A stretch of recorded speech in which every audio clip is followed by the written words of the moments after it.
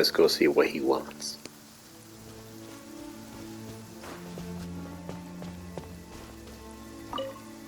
The wind amongst the branches is good. I love the way it smells. I said the exact same thing last time. Why do I only say these things when I'm down on my luck? So you noticed. This isn't something I'm meant to discuss with ordinary people. But I suppose I can let you in on the secret. As you know, visions are external magical foci that only a small minority of people possess. They use these visions to channel elemental power. In truth, every wielder of a vision is one who can attain godhood and ascend to Celestia. We call such people allogenes. Allogenes? Paimon's never heard of them before. That's because this is a secret that only Archons are privy to. We don't need primitive tools like visions. Instead, each Archon has an internal magical focus that resonates directly with Celestia itself, known as a gnosis.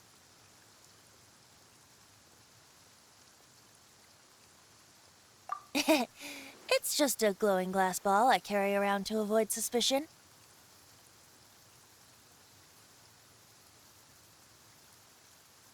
So who was that nasty woman who sent Paimon flying and stole your gnosis? Her name is Signora, number 8 of the Harbingers.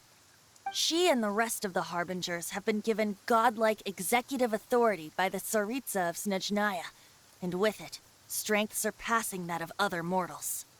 The Tsaritsa of Snezhnaya? Isn't that... Indeed. She is one of the 7, the Tsaritsa who reigns from her winter palace, and the one person that the Fatui Harbingers all answer to. The 7 don't always get along well, but still. I never thought that she would plot to steal another Archon's gnosis.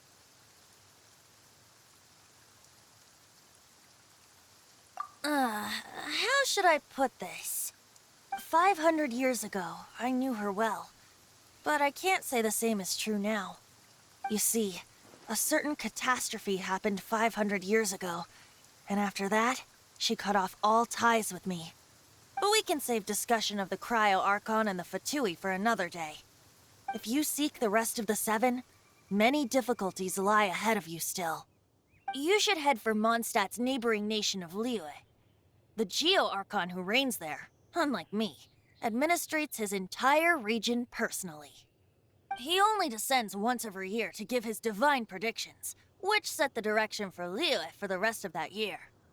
Even so, it sounds like he works much harder than a certain someone, In any case, this year's Rite of Dissension is soon to begin. If you miss it, you'll just have to wait another year. What? Oh, why didn't you tell us before? Well, then bye! We're going! One moment, Windborn Outlander.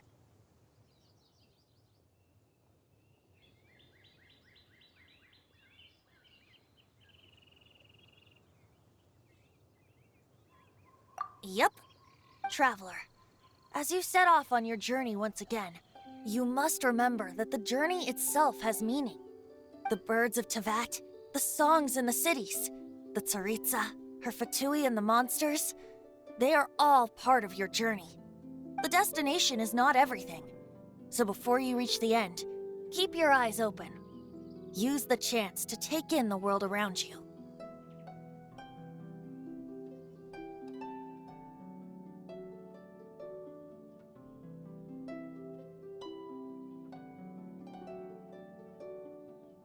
Great. So, that's that for the Animo Archon's admonishments. Back to Venti time. If you want to chat, now's the time. A bard stays not always in a single clime.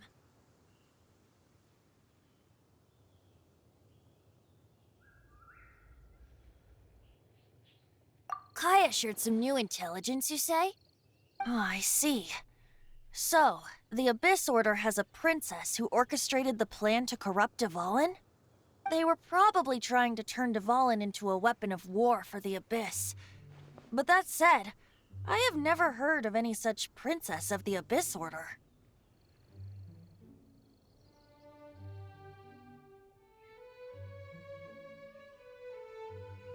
I think so too. Apparently. But how does a princess come out of nowhere and take command over the entire Abyss Order? If you want to chat, now's the time. A bard stays not always in a single climb. That Fatui lady didn't hang around, did she? She just grabbed your gnosis and left? She wanted to avoid any eyewitnesses from the Knights of Favonius. The slightest slip-up here would have destroyed the Fatui's diplomatic relations with the Knights. So they're just gonna keep acting like Mondstadt's allies as if nothing happened? If only the Seven Nations had banded together against the Abyss Order in the first place. The Fatui possess the strongest military among the Seven Nations, yet they've used it to steal the Holy Lyre, covet the power of gods, and use Dvalin as a bargaining chip against the Knights. Speaking of the lyre, didn't Diluc say something like this before? He said that the Fatui can only run amok across the Seven Nations and threaten the Knights because of the Harbingers. Yes. As I said earlier, the Cryo-Archon has given them authority and strength beyond that of other mortals. The Tsaritsa... I haven't seen her in 500 years. What is she thinking? What's her plan? Whatever the answer is, I have a feeling it's only going to make your search for the Seven all the more difficult. If you want to chat, now's the time. A bard stays not always in a single climb.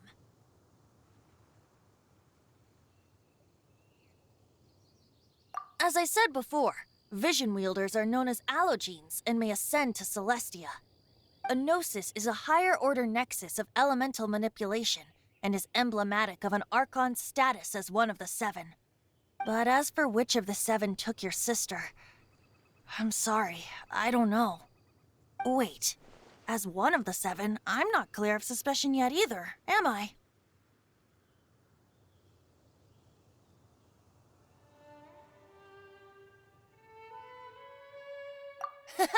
We're a great team indeed. Say, once you find your sister, how would you like to become one of the new Four Winds?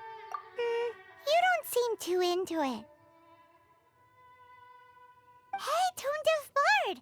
If being one of the Four Winds means free food, you can consider Paimon. If you want to chat, now's the time. A bard stayed up till the end. Dvalin remembered his duty as one of the Four Winds. As such, I don't intend to forcibly strip him of that duty and force my ideals of freedom onto him.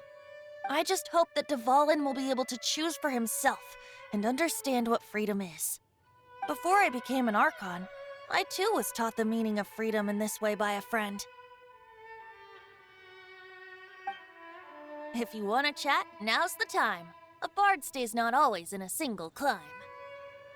Well then, best be off to Liyue. If the dissension ritual you failed to tally, then another year you must dally.